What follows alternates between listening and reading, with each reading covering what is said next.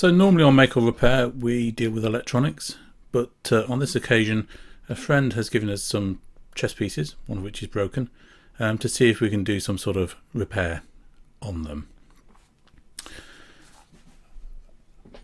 As you can see, this one has lost its foot, the white piece. It's lost its base entirely, and we're going to mould a new section onto the bottom of this. Now we do have the matching black piece, so one thing that we could do is we could take a casting off that and we could make an entirely new chess piece. But I'm not going to do that. I'm going to actually concentrate and just deal with making an extension to the faulty piece. And there's a few reasons for that. One is that when this piece goes back on the chessboard, if it's entirely new, then the colour match will have to be totally perfect. Otherwise it'll stand out like a sore thumb. If we put a piece on the bottom, however, then instead we only have to blend in that section and it will not stand out if it is not 100% perfect colour match. So repair is what we're going to do. So we're going to take a casting off the bottom of this guy up to about his knees, and then we're going to wrap that casting onto this guy up to about his knees and turn him upside down and pour in the resin from underneath and essentially make a new bottom part of this chess piece. We'll then have to blend it in. So Bridget, my wife, will hopefully do the blending because I'm useless at paint colour matching, and yeah, hopefully it should be a good piece. So part one, make a mould. Part two, we'll drill some supporting holes in here and put some little bits of threaded metal into it just to add extra support. Part three, this will then be turned upside down, the mould wrapped around here and filled from the bottom. Part four, we'll then just clean off the bottom, and Bridget will hopefully then just retouch the surface with some paint, and yeah, we should be up and running. We're going to use acrylic paint for this. So we've already done a little test on the bottom of this cast piece just to begin to get the colour match. Now this isn't an accurate colour match, but it's a suitable base colour. And that's, I think, burnt sienna with white, a zinc white. So our first problem is that this piece we're going to take the mould from has a felt bottom, and I need to figure out some way to protect that.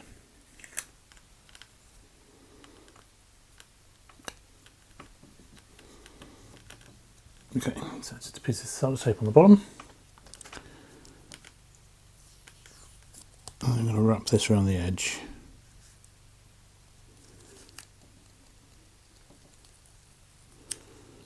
So this is normal insulation tape.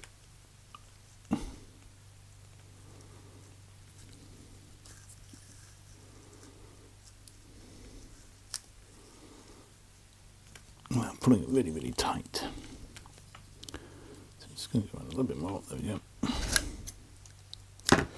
Snip that off.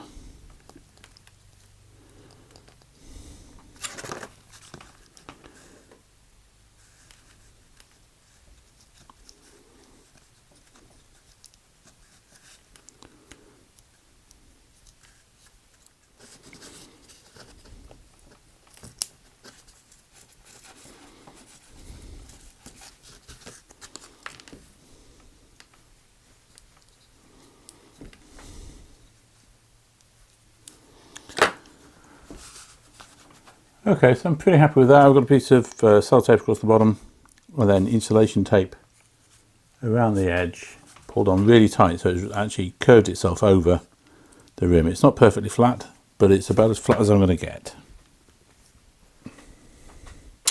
Okay, great. So I've got the cardboard tube prepared now. Certainly not perfect, but what I've done is just put some cling film on the bottom and then taped around it with sellotape. Clear adhesive tape, whatever you have in your country, and I think that's good to go. Okay, so we're ready to create our mould now. So this is going to be a silicone mould, and just zoom out a little bit. Here we go. So it's a 2-part silicone, and the one that I'm using is Moldstar 15 Slow. And this is Moldstar part A. So this is pretty much the same for most of them, and then you get a different B container depending what speed. So 15 relates to the kind of hardness, so it's a very, very flexible rubbery finish, so you know, just flexes and boings around quite easily. Very, very soft and rubbery, but strong enough.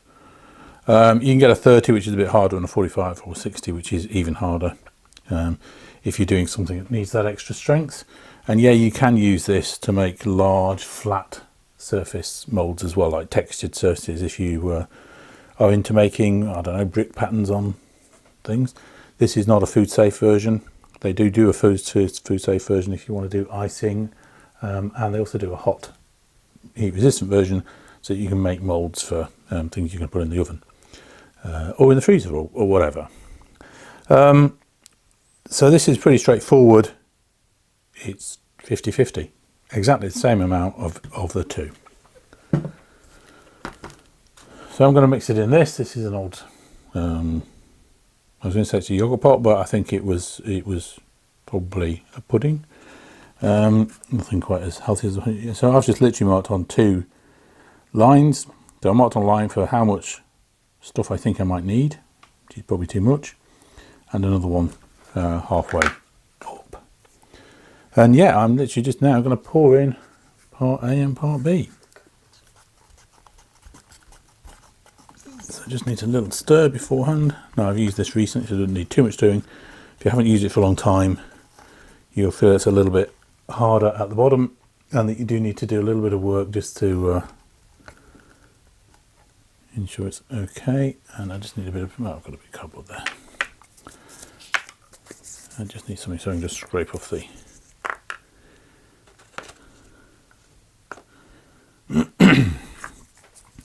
excess mold release. Now, one of the good things with this particular moulding agent is it's really slow, so we've got forever to work with this. Pop that to one side for a minute. And yeah, I do keep the right stick with the right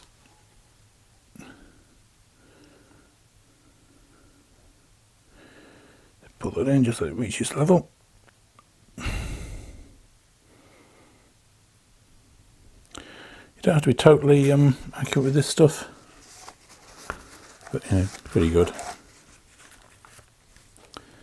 You can do it by weight if you really want to, but you don't really need to.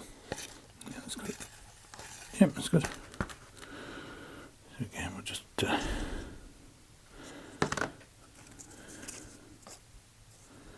so obviously you don't have to do this, but I don't like putting back materials into the tub from which they came. I never like that. Kind of a bad practice in general.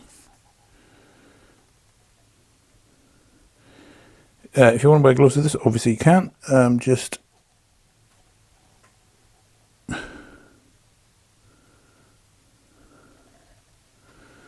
wear nitrile or vinyl, not latex. Latex will prevent this going off, which you don't want. When I say going off, this is the chemical reaction that makes it go hard. Okay, now we need to be very, very thorough with our mixing. So this has got about a 30-minute pot life, which is the amount of time you can leave it in this kind of gloopy state. And it's 4 hours or so really before you can take it out the mold, maybe 3, but you know, something like that. I'm just making sure that I'm getting all the bottom and a really, really good mix. If you don't, you get sticky areas. Okay, that's pretty good. And any air bubbles will just rise to the surface now.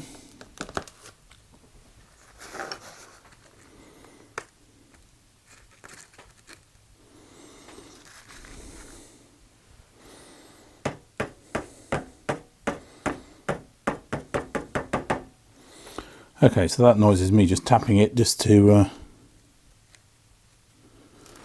help release any air bubbles. I'm just making sure it's as central as I can.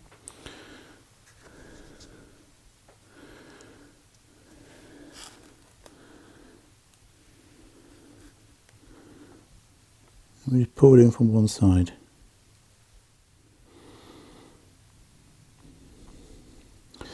So the aim is we're pouring this right into the bottom of the mould, and it's gradually moving its way up, finding its own level all of the time. We're not trying to force this in any way.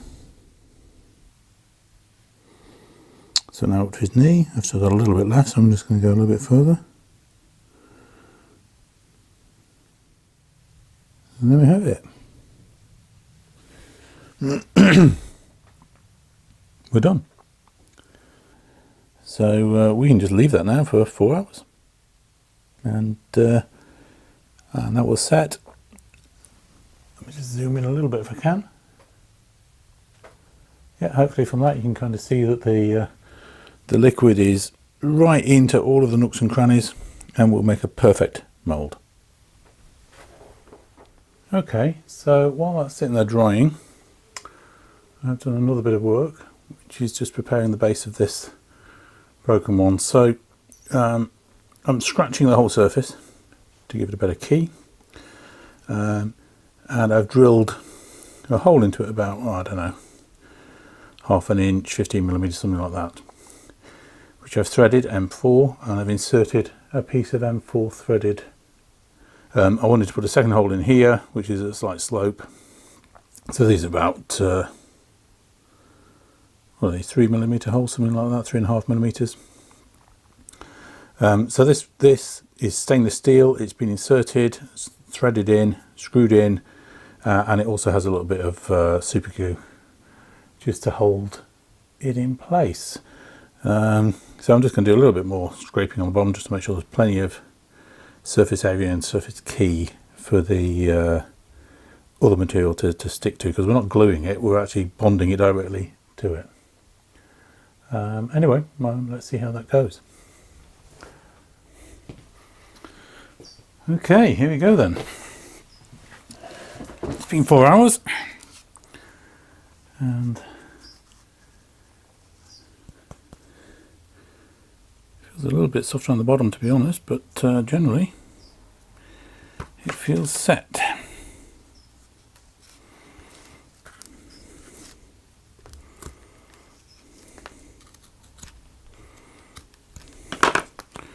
So here we go.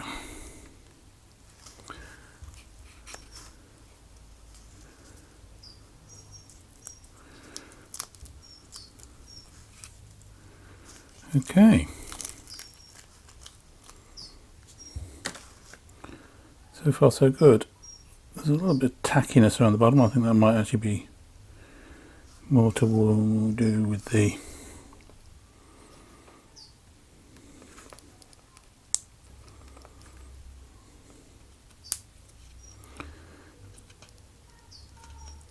so what I'm doing here is I'm just kind of flexing it away to see if we can get it out in one piece, or whether or not we're going to have to split it. Oh, my suspicion, yep, is that we're going to be splitting it. So I'm just taking a little look just to see where a good place is. Yeah, I'm guessing down the back here would be a great place to split.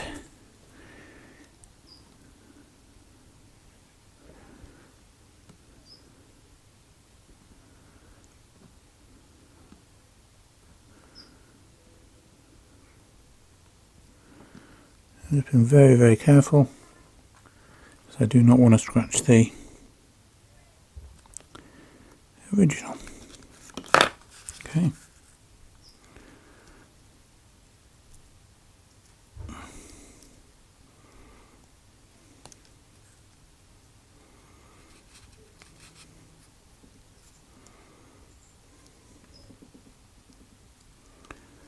Again, just working it very gently, bit by bit, and we are done.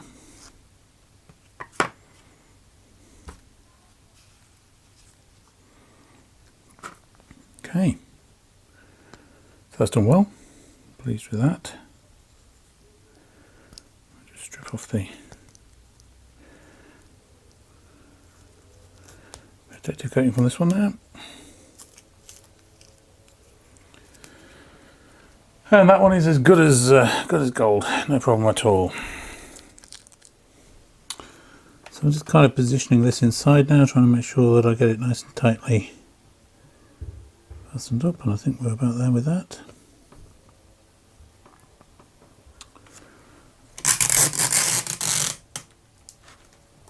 Now, there's a point to make here, which is that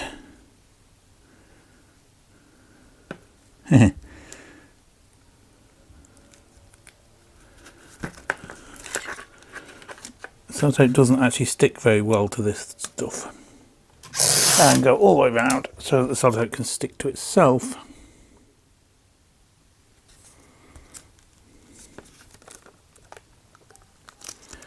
So I'm just fastening this up nice and tight, really.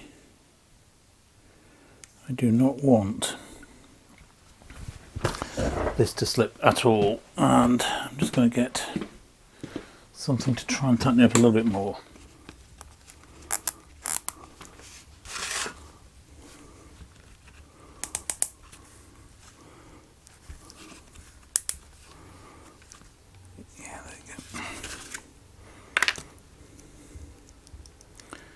Again, it's pretty well lined up at the bottom. I'm pretty happy with that.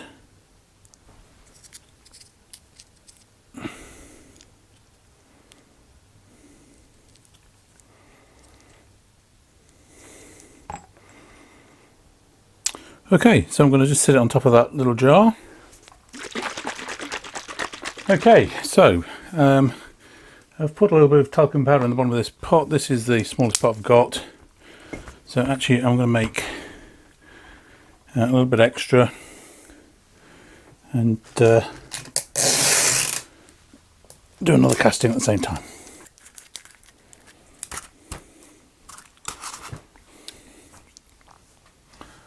Okay, so I've prepared the second mould, so we are ready to go.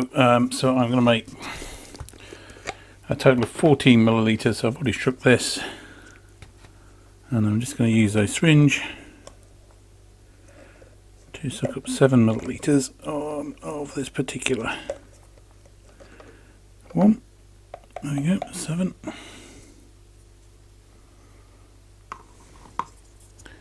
I'm just popping a little bit of that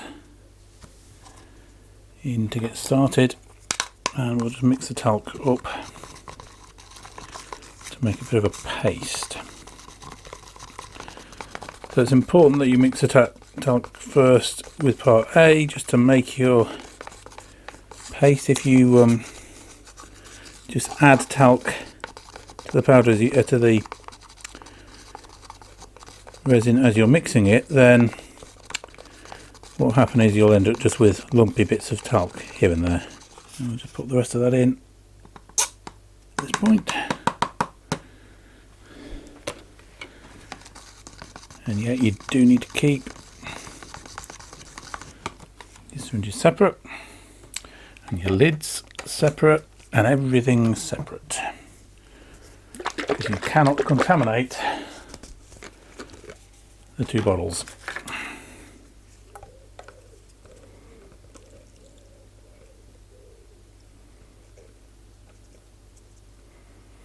Measure it pretty accurately. Okay, and before we put it in, double check, make sure everything is ready to go, because there's no turning back. Now mix it really thoroughly, very quickly. This has a 2 to 2.5 minute pot time, which is how long I can leave it in this pot doing its thing. So we have to get it well mixed in that time.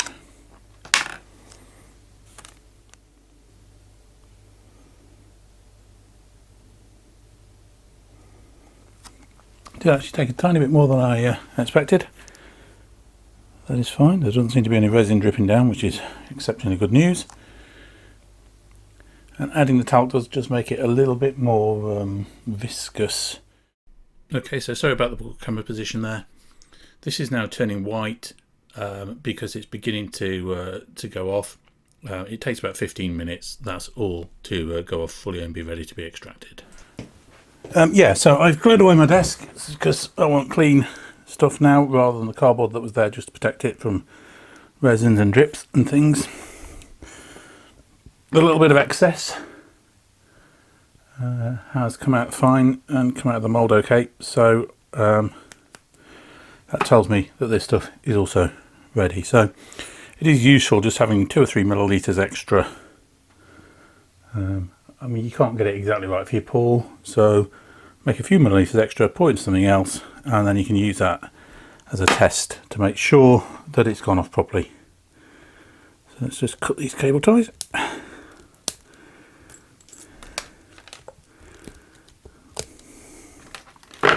Right, and just score through the tape that's holding everything together. We can take that off. And now comes the moment of truth. Have we made a total mess, or have we got the base attached? And the answer is we've got the base attached. So the good news is his feet line up. Let's zoom in here a bit so we can see easier what we're doing. Will that focus? Great. So yeah, we've got the expected bit of flash on the bottom where the tape was, just trying to protect everything. I'm not worried about that. I'm going to put that on a belt sander and just sand that off. The question is, how well does everything line up? So his foot here lines up absolutely perfectly. I don't even need to do any rework on that. I was expecting to be using the scalpel here to just retouch these joints, just scrape them a little bit to blend them in, but seriously, they are beautiful. This is his staff or sword or whatever coming down here. It actually does have a crack in the original. It didn't break off and I haven't tried to do anything with that. It's bonded in at the bottom, it lines up neatly.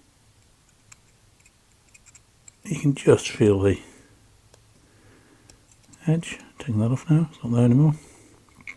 And his coat comes down and there's a slight, very slight misalignment on the back here, which we just need to kind of scrape out really. So this is the join in the mould, and we can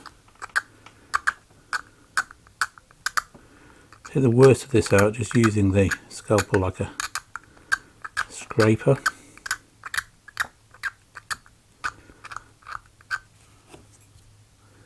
That's the bottom almost. With that, and we'll do the same for this just to blend it in.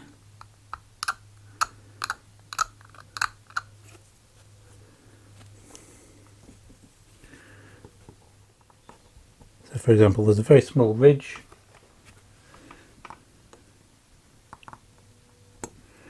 And I just want to shape that in. I'm just cutting it in using the scalpel. Moving the scalpel around all the time so I don't leave a hard edge. The same one here. We'll just scoop that out to just ease out where the latex mould flexed a little bit and give us a perfect finish. So when you're blending in these lines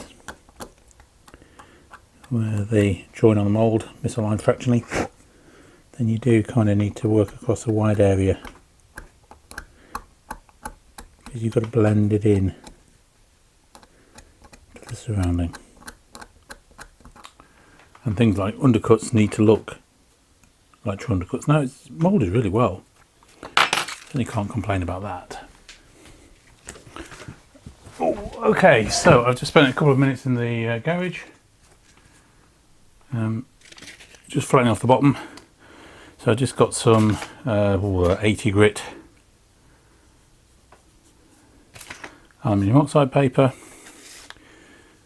and held this firmly in the right position and just flatten the bottom.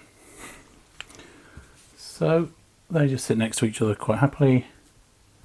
Now let's smooth those in the camera view. There we go. So yep, so they're both stable, same stability for both, so that's absolutely fine. And I'm just tidying around and just finishing cleaning up with this is a 320 grit, just so that the paint sits nicely on it. And we don't have to do a lot of work here, just basically rub it until it's not glossy anymore.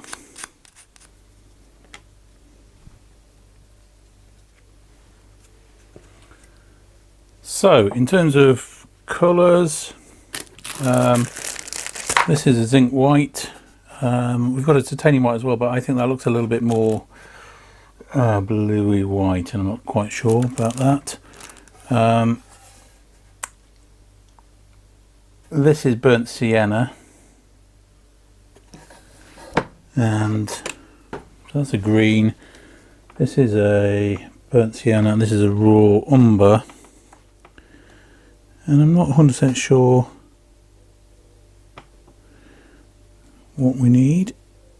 So that seems to me to be a little bit too browny.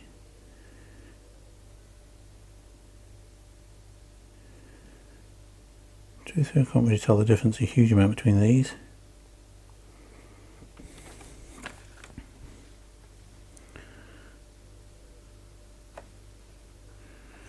So I'm literally just trying these on the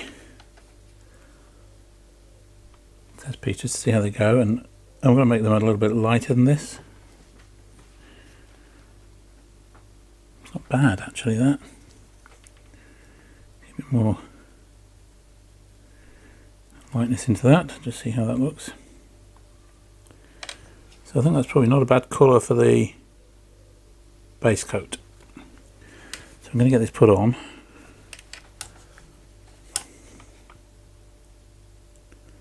Just begin to see how it matches up.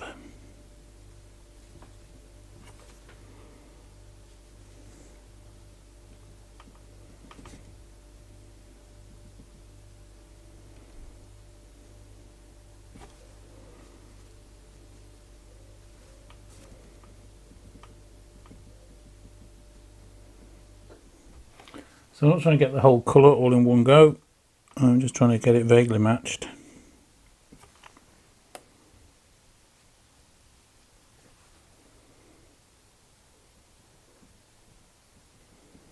For the moment. Actually, that bit just there was a great match.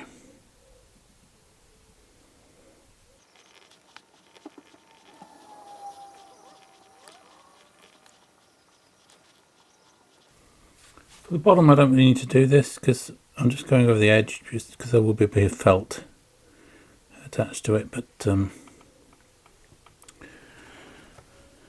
how is this colour match? Well, you know, not perfect is the answer. So I'm just finessing this a bit, but you know, it's not bad for a first coat. If anything, I would say it's probably a little bit on the dark side. Okay, so I'm also just dartening up one or two of these corners.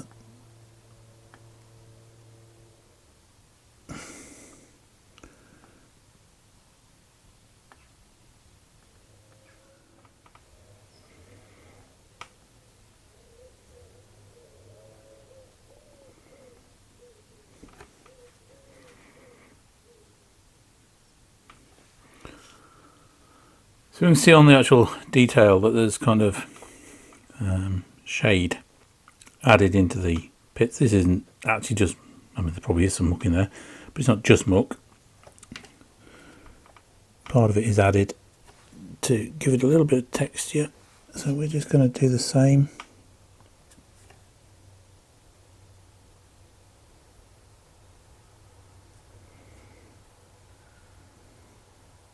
Clean, so I'm just using my finger to smudge things around a little bit and blend it a bit better. Well, you know what, that is not a million miles off. It's still a fraction to neutral, I think, but not bad.